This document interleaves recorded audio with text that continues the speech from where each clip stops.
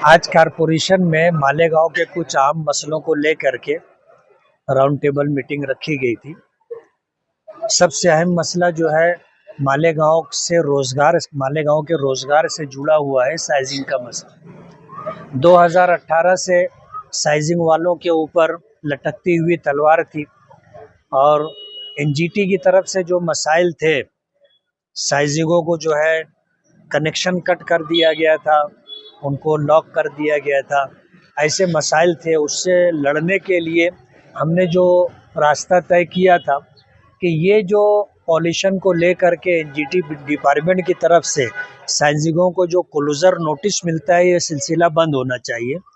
तो हमने केंद्र सरकार से मुसलसल कोशिश करके साइजिंगों को जो ऑरेंज जोन में रखा गया था, हमने सारे पुरावे दे करके ऑरेंज जोन से निकाल करके उसे ग्रीन जोन में डलवा दिया, ताकि अब इसके बाद ऐसा कोई मसला साइजिंग पर ना आए।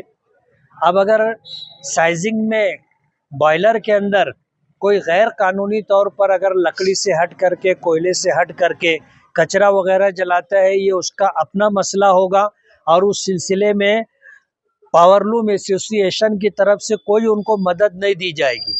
मालेगांव शहर हमारा शहर है और अगर किसी भी तरीके से लोगों को बीमारी से दो चार होना पड़ता है तो हम कहीं भी और कभी भी उसको सपोर्ट नहीं करेंगे। साइजिंग के जो जिम्मेदारान हैं, उनकी जो एसोसिएशन है, आज वो सारे जिम्मेदारान थे। कारपोरेशन की तरफ से अब जो पॉल्यूशन को लेकर के मैटर था वो ख़त्म हो गया। तब साइजिंगों के ऊपर दूसरी मुसीबत लाई गई कि तुम्हारे पास एनओसी है कि नहीं है, ये पेपर है कि नहीं है, वो पेपर है कि नहीं है। कारपोरेशन को जिन पेपर के मांगने का अधिकार नहीं है, कारपोरेशन वो पेपर भी मांग रही। इसलिए हमने बैठ करके कारपोरेशन का जो अधिकार है कि बांध काम का एनओसी चाहिए, अगर है तो बात खत्म हो जाती है, नहीं है तो उसे किस तरह एनओसी दिया जा सकता है, इस सिलसिले में कारपोरेशन अपनी जिम्मेदारी पूरी करे। 2018 से लेकर के जिन साइजिंगों के पास बांध काम एनओसी नहीं था, उन्होंने पाठ पुरावा किया। आज 5-7 साल हो गए, कारपोरेशन ने उनको किसी भी तरीके का कोई जवाब नहीं दिया।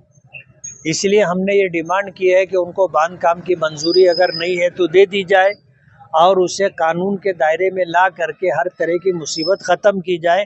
एक विषय ये था। राउंड टेबल मीटिंग में दूसरा विषय जो हमारा था वो शहर के अंदर साफ सफाई को लेकर के।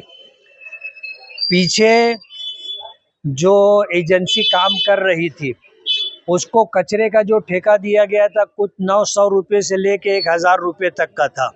काम बराबर नहीं होता था। नई एजेंसी को जो है काम दिया गया है और उसको जो बजाय 1000 के उसको 1900-2000 रुपये तक का उसको पर टन कचरा उठाने का पैसा दिया जा रहा है और शहर में कोई भी तब्दीली दिख नहीं रही है।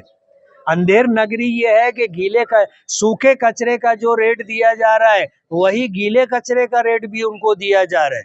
कितनी गाड़ियां लगानी थी और क्या क्या पोकलेन बोलो, इसी तरह जो है दीगर मशीनें बोलो, साफ सफाई के लिए कचरे उठा के जहां डाले जाए वहां उनको क्या सब पूरा इंतजाम करके देना है, कुछ भी देखा नहीं जा रहा है और सारी जो है मिली भगत के साथ अंधेर नगरी चल रही है।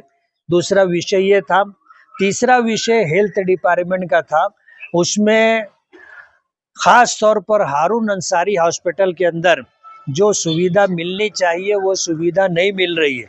वहाँ डिलीवरी के जो भी केसेस जाते हैं उन्हें उठा करके सिविल रेफर कर दिया जाता है। वहाँ पर इलाज और मुआवजा सही तरीके से नहीं हो रहा है। जन्म दाखिला जो आज शहर के ऊपर एक बहुत बड़ी मुसीबत की शक्ल में है। जो बच्चे आज उनकी बच्चे जो है डिलीवरी होने के बाद कारपोरेशन की तरफ से या प्रभाग की तरफ से उनको जन्म दाखिला मिल जाना चाहिए। साल भर के ऊपर हो गया, उनको जन्म दाखिला बना करके नहीं दिया जा रहा है। जाहिर बात है गवर्नमेंट की तरफ से भी इस तरह की कोई पाबंदी नहीं है। गवर्नमेंट की तरफ से जीआर है कि भाई 6 साल के अंदर के जो बच्चे हैं उनको जन्म दाखिला बना करके देना, लेकिन कारपोरेशन और प्रभाग की तरफ से दिया नहीं जा रहा है। और मृत्यु दाखला जो है वो भी नहीं दिया जा रहा है। अब जाहिर बात है, अगर मैयत का दाखला है, मैयत का दाखला देने में तुमको क्या दिक्कत है? उसमें कोई बांग्लादेशी और रोहिंग्याई होने का तो कोई मसला ही नहीं है। हिंदुस्तान के अंदर किसी की डेथ हुई है, मैयत हो गई है, तो मैयत दाखला इशू करना कारपोरेशन की और प्रभाग की जिम्मेदारी है। उनको मृत्यु दाखला भी बना करके नहीं दिया जा रहा है। तो ये जो इस तरह के इश्यूज थे, उस पर हमने राउंड टेबल मीटिंग रखी थी। और इसी तरह जो शहर के अंदर अतिक्रमण है, अतिक्रमण डिपार्टमेंट है, उस पर ऑफिसरान जो है नामजद है, लेकिन शहर के अंदर अतिक्रमण निकालने के ताल्लुक से कोई कामकाज हो नहीं रहा है। शहर के अंदर जो बड़े बड़े रास्ते बंद हैं, लोगों ने बाकायदा घर बना करके वो रास्ते बंद कर दिए। हमने ये बात की कि वो रास्ते ओपन किए जाएं। उस रास्ते पर बसने वाले लोगों को मुतबादिल जगह दी जा चुकी है, घरकुल योजना में उनको खोली मिल चुकी है, उसके बाद भी वो रास्ते खोले नहीं गए। तो ऐसे बड़े बड़े रास्तों का खोलना, रोड रास्तों के ऊपर जो अतिक्रमण है उसको निकालना, डिपार्टमेंट को जिम्मेदारी देना और उनका जो है बाकायदा देखना कि काम किया है नहीं किया है। अतिक्रमण निकाला जाता है, दोबारा अतिक्रमण कर लिया जाता है और कारपोरेशन की तरफ से कोई निगरानी नहीं है। होना ये चाहिए कि दोबारा अगर अतिक्रमण हो तो सारा सामान जमा हो जाना चाहिए, और होना ये चाहिए कि ऐसा करने वालों के ऊपर जो है जो खर्चा आता है वो जुर्माना उनके ऊपर डालना चाहिए। तो ही अतिक्रमण का कोई फायदा होगा और शहर के रोड रास्ते कुशादा होंगे। बजट के ताल्लुक ईद मिला ईद आने वाले समय पे बजट के लिए बजट के ताल्लुक से अभी हमने ये कहा कि पूरे शहर में किनारे के जो कच्चे इलाके हैं, जहां रोड नहीं है, जहां गटर नहीं है, जहां पानी की पाइपलाइन नहीं है, दीगर मूलभूत सुविधा नहीं है, उनको अव्वलियत और तरजीह देना। और हमने कोई बजट मांगा नहीं है, लेकिन हमने ये कहा है कि लोग आपसे बजट मांगते हैं, हम आपसे बजट नहीं मांग रहे। जहां काम होगा, काम हम सुझाएंगे, कारपोरेशन वहां पर काम करवा के दे, ऐसी हमारी डिमांड है। आखिरी विषय ऐसा था कि अभी जो है आगे ईद मिलादुन नबी है और सल्लल्लाहु अलैहि वसल्लम, और आगे जो उसी के साथ गणपति विसर्जन का भी प्रोग्राम है। तो शहर में जो बड़े बड़े रास्ते आज जहां काम काज हो रहा है, 1.5 महीना पहले हमने कारपोरेशन में कमिश्नर से ये डिमांड की है कि रिलेटेड डिपार्टमेंट को ये जिम्मेदारी देना कि 12 वफात का जुलूस निकले, गणपति विसर्जन का जुलूस निकले, उससे पहले ये सारे रास्ते मुकम्मल होने चाहिए। ईद मिलादुन नबी को 1500 साल मुकम्मल हो रहे हैं और इस साल ईद मिलादुन नबी पिछले सालों के मुकाबले में बहुत ज़्यादा एहतमाम के साथ मनाया जाएगा। लाइटिंग कहो, आराइश कहो, ये सारे काम होंगे। कारपोरेशन अपनी जिम्मेदारी पूरी करे।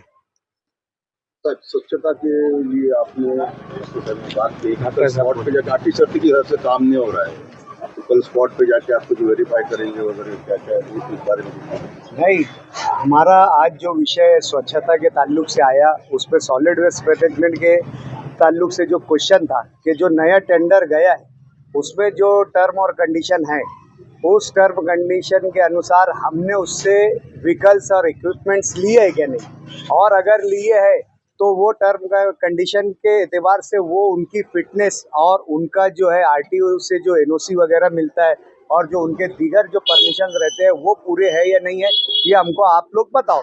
तो ऐसा स्वच्छता विभाग ने हमसे वादा किया है कि हम तो आपको उनके व्हीकल्स और इक्विपमेंट्स जो है वो 1-2 रोज में बता देंगे। दूसरा हमारा वहाँ पर क्वेश्चन जो था, सवाल जो था मेन, कि हमने सॉलिड वेस्ट मैनेजमेंट में घर घर डोर टू डोर कलेक्शन के लिए ये ठेका निकाला है, लेकिन डोर टू डोर कलेक्शन जो है आज ठेका हो नहीं रहा है। और उसका मेन वजह जो मेन रीज़न जो है कि हमने जो कचरा अलग करने की जो सिस्टम है, जो सेग्रीगेट करने का सिस्टम है कि सूखा एक तरफ गीला एक तरफ, उसके लिए कारपोरेशन अनुबंध है, कारपोरेशन जवाबदेह है कि वो चीज़ वो कारपोरेशन प्रोवाइड करेंगी ऐसी चीज़ जिसमें सूखा और गीला कचरा अलग रखा जा सके। आज कॉरपोरेशन वाले ये बोल रहे हैं कि 10-12 साल पहले हमने जो बकेट सप्लाई किए थे वो आज भी यूज हो रहे हैं, जो आज एक कॉमन सेंस ये बोलता है कि पॉसिबल नहीं है कि कि 12-13 साल पहले की बकेट आज जो है वो चल रही होंगी। हमारा बोलना ये था, जब आप ठेका रिन्यू कर रहे थे उस वक्त आप ये